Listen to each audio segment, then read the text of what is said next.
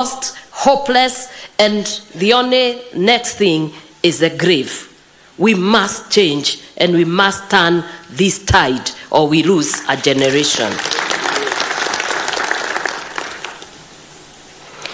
I am therefore excited today, fathers of faith and the leaders from across sectors, on a common agenda geared towards the good of the humanity and the greater good of our communities.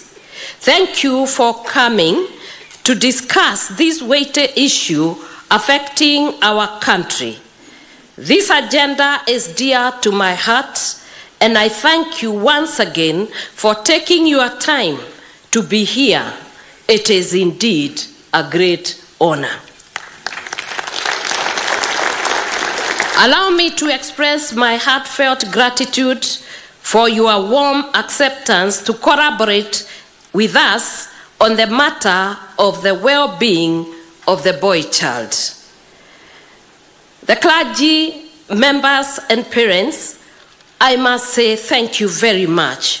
For the Bible says, train up a child in the way he should go. Even when he is old, he will not depart from it. That is Proverbs 22, verse 6. And I believe that when I go across every religion, I find that the clergy in the Muslim, they have madrasas for their children. We have Sunday school for our children. And I'm very sure even the Hindus and every other community and religion knows how to deal with the children. But there is something that is happening, because I wonder, why is it at this time and in this season, our children are going wayward? I think it is time we start redirecting their destiny and give them hope again. Distinguished leaders, lately, I have had the privilege of engaging with a wide range of individuals, each coming from different walks of life. Among them are those who lack a place to call home, and those are my boy children. When I stand here as a mother, I am appealing to every one of you and to everyone who will be watching this. It is time to change the course. It is time to redirect the destiny of our boy children. It cannot go on beyond here.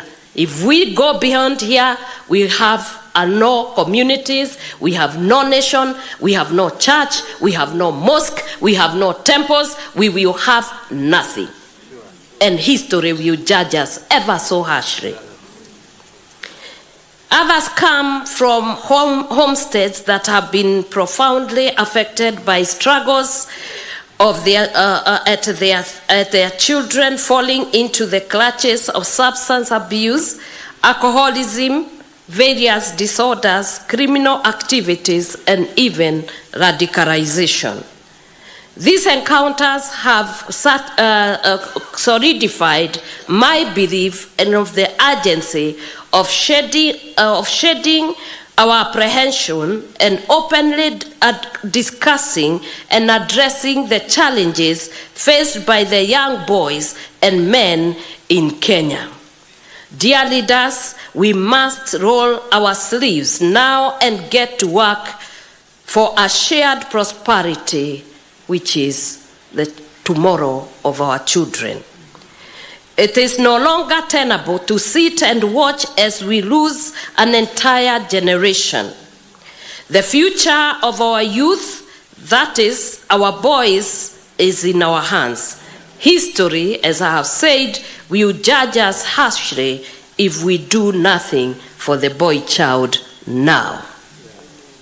It is time.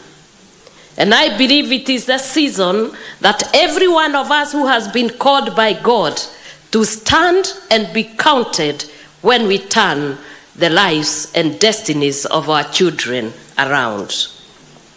I have had the privilege of engaging with various experts who have provided me with insightful statistics, concerning the circumstances faced by boys and men in critical areas such as HIV, criminalization, and substance abuse. Through this interaction, I have come to understand that our country, right now, the numbers are standing very grave. And you can imagine 1 in 5 Kenyans is involved in drug and substance abuse. Men and boys make up a substantial number in these statistics, that is 89% of the estimated 26,673 individuals who engage in drug injections in Kenya. We must reimagine the world we are living in. More girls than boys transit to secondary school education. That is 77.4 of boys transit compared to 79.5 of girls. This creates a societal imbalance which we must sort out right away. And we shall do this by addressing the root cause. Approximately 51% of the reported cases involving neglected children pertain to boys. A staggering 87% of all inmates in Kenya prisons are men and boys. This must ring a bell even to the most sleepy member of our society. We must reimagine our conversation on the boy-child now. It is time to take action. Dear friends, oftentimes societal expectations and peer pressure lead boys to link their masculinity with having multiple sexual partners. Increasingly, their susceptibility to diseases like HIV and sexual transmitted infections in Kenya have shown that this is what is causing many. So we must change our ways